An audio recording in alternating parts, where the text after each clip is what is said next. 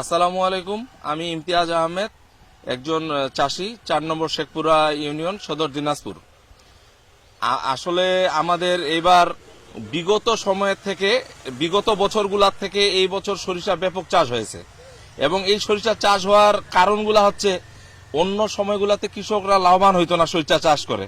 এই ৮-১০ মন ফলন তো দেখা যাচ্ছে যে ৮০০, ১,০০০, ১,২০০ টাকা মন পাইতো, কিন্তু গত বছর একটা সরিষার বাজার ভালো পাওয়া গেছে, ছিল ২৫ টাকা কেজি, সেখানে এখন ৫০ টাকা কেজি ফল।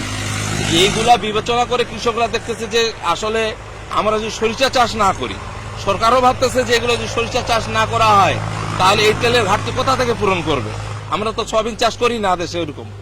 এই কারণেই সরিষা আবাদ ব্যাপক বাড়ছে এবং সরকারের এই উদ্যোগ সরিষা যেন আমরা করি, এই জন্য সরকার কিন্তু এই বছর সরিষা বিতরণ করছে এবং সার কীটনাশক পর্যন্ত বিতরণ করছে যেন আমরা সরিষা আবাদ করি, এবং এই প্রণোদনা পাইছি, সরিষা আবাদ করছি, ইনশাল্লাহ লাভবান হব।